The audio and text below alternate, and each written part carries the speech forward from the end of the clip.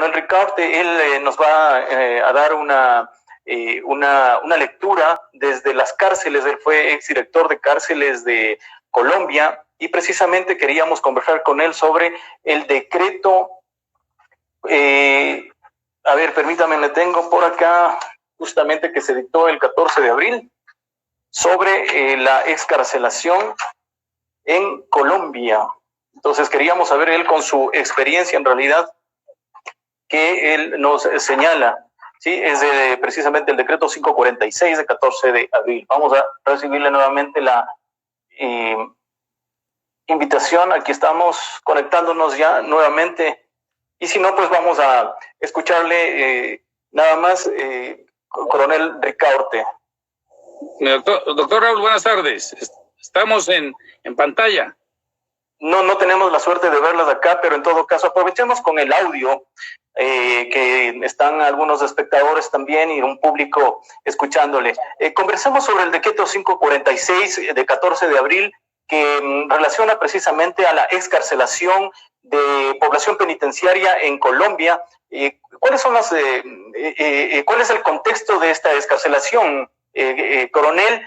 Con su experiencia también, háganos saber si efectivamente estas medidas fueron, o esta medida ha sido suficiente, fue a tiempo, por favor, coronel. Bueno, el decreto es un decreto que se anunció con mucha antelación. Es un decreto que trajo mucha expectativa a los privados de la libertad y es un decreto que podemos decir que salió tardío. Nosotros entendemos la posición del gobierno, entendemos que no era fácil sacar este decreto. Cuando se anunció el decreto hubo voces en favor y en contra, pero el gobierno terminó pues sacando el decreto que no busca deshacinar las cárceles ni bajar la población carcelaria en el sentido de desocupar nuestras cárceles. Lo que busca el decreto es la prevención para esta epidemia o este virus del COVID-19. De tal forma que después de que saca el decreto, podemos ver que es un decreto que tiene demasiadas excepciones. O sea, estamos hablando de que podrían salir 4,000 privados de la libertad a la prisión preventiva o transitoria domiciliaria o detención domiciliaria transitoria. Pero 4,000 personas en el marco de nuestras cárceles no garantiza que se va a prever la no contaminación del virus al interior de las cárceles.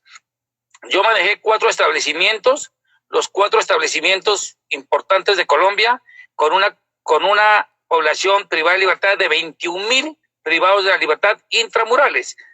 De estos 21,000 ya tenemos una sobrepoblación de 6,000.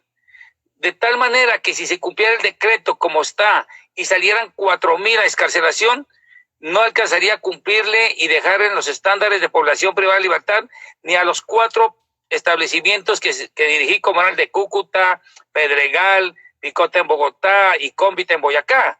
Entonces, la población privada de libertad que se pretende excarcelar es muy poca, muy poca. Yo creo que hubo demasiadas excepciones y ahora pues los señores jueces de la República también tienen que mirar muchas circunstancias. Hay privados de la libertad que están como un delito menor, como un hurto, pero tienen requerimientos a veces por homicidio o tienen requerimientos por narcotráfico. Entonces la decisión de los señores jueces no va a ser fácil. Los expedientes de los privados de libertad son expedientes muy voluminosos y nuestros jueces también están trabajando de sus casas. No están en el despacho donde a primera mano tienen la información. También esto complicaría. De tal forma que al momento el Instituto Nacional Penitenciario y Carcelario de Colombia, que es el encargado de las prisiones, está haciendo apenas las listas de los privados de libertad que pueden acoger este beneficio, que es factible que se el beneficio de excarcelación, pero de aquí a la decisión de nuestros jueces de la República todavía hay mucho tiempo por esperar. Justamente ayer hablábamos con el profesor argentino Ricardo Favaroto y él nos mencionaba de que hay una responsabilidad en los jueces, precisamente porque muchos de ellos pues se caracterizan por esa falta de humanidad, de ese carácter humanitario y una excesiva legalidad. Pues ahora esta pandemia obliga precisamente a atender a esa población penitenciaria vulnerable, como usted ya lo señala, mi coronel, y que de alguna manera pues no, bueno, sabemos las características de nuestras cárceles, como usted ya lo ha señalado, el tema del hacinamiento poblacional penitenciario, pero que estas medidas evidentemente no va a deshacinar o despoblar a las cárceles en Colombia, ni creo que tampoco en América Latina, como conversábamos también con la profesional de Brasil.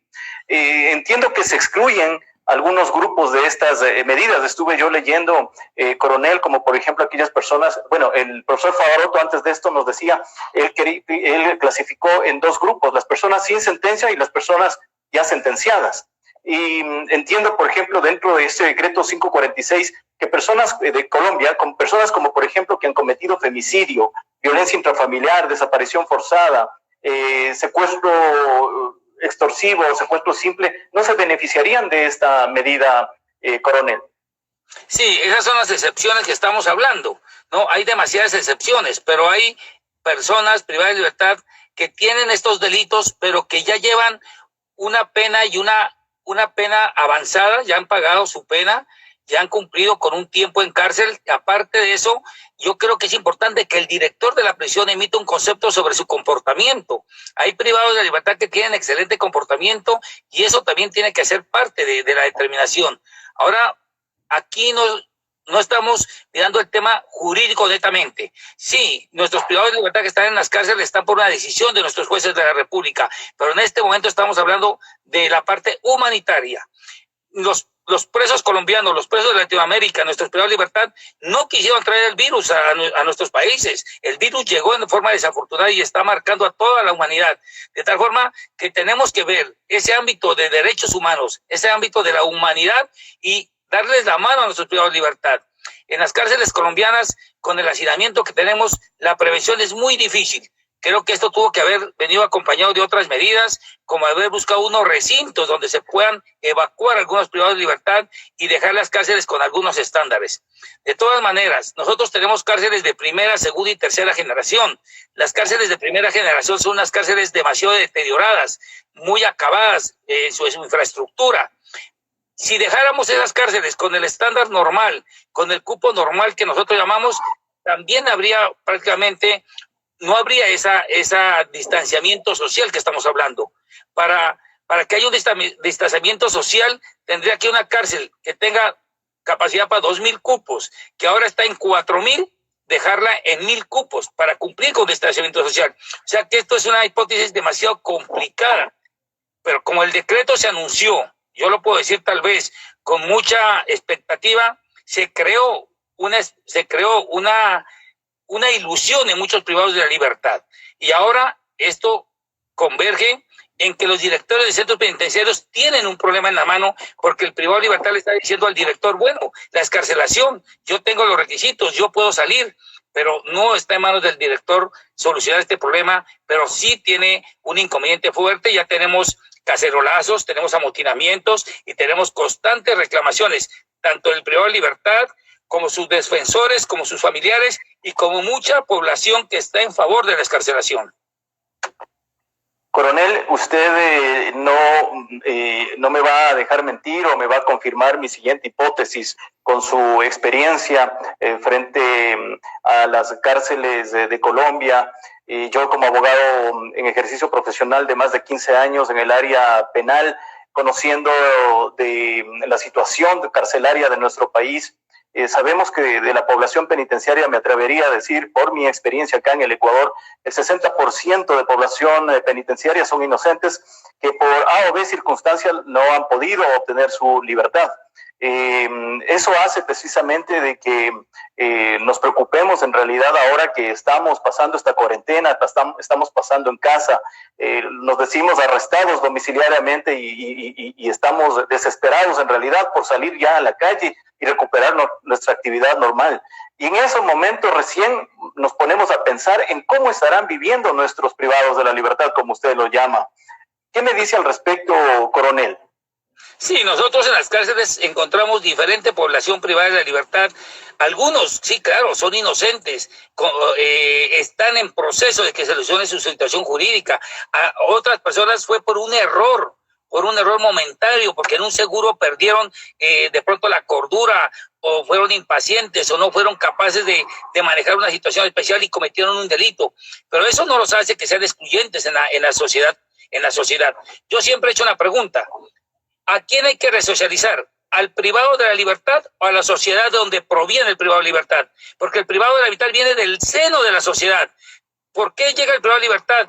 Porque tuvo una niñez de pronto no de una buena convivencia, porque fue abandonado por sus padres, porque no tuvo oportunidad laboral, en fin, el privado de libertad llega a la cárcel por muchos factores, que muchos son ajenos a su responsabilidad. Entonces, ¿a quién resocializamos? ¿Al privado de libertad o a la sociedad, para que sea una sociedad más tranquila, una sociedad que tolere más, con más tolerancia? Por eso decimos nosotros, nuestros privados de la libertad no están de rodillas ante el delito, están de pie a la adversidad, y por eso estamos diciendo, es urgente que los decretos de excarcelación se cumplan y se modifiquen en favor de la población privada de libertad. Nuestro presidente Duque ha hecho un gran esfuerzo en mantener en un estado con el mínimo de contagiados, pero las cárceles necesitan un tratamiento muy especial. Él ha sido el primer preocupado por esta situación carcelaria, pero se necesita que se ajusten más. Y ahí hacemos un llamado, como decía la doctora que me antecedió, al Colegio de Abogados, a nuestro Procurador General, que ha estado muy activo, a nuestro Fiscal General de la República y a toda la sociedad, decir, ¿cómo vamos a tenderle la mano a los privados de la libertad? Usted le decía, nosotros estamos confinados en nuestras casas, con internet, con Netflix, que es ahora de moda, con nuestras familias, y estamos intranquilos y preocupados. Un privado de libertad en Colombia lleva más de 2 meses sin recibir visita, ni siquiera de sus abogados, menos de sus familiares. La comunicación telefónica no es fácil. Las visitas virtuales que se quieren implementar no son fáciles, porque hay mucho privado de la libertad en nuestras cárceles y los equipos no alcanzan. De tal forma que, aparte que se agrava la enfermedad, se agrava el hacinamiento, se agrava que no tienen comunicación fluida con sus familiares. No, de pronto no tienen el dinero para ellos poder comprar los minutos en el teléfono. Aquí funciona que 5 familiares que él inscribe le pueden hacer consignaciones a su cuenta personal. Con esta restricción, o las familias no tienen el dinero, y él seguramente no tiene plata para comprar las tarjetas para llamar a su familia. O sea que la incomunicación con sus familiares agrava en mucho este proceso del virus y del COVID-19 que estamos viviendo.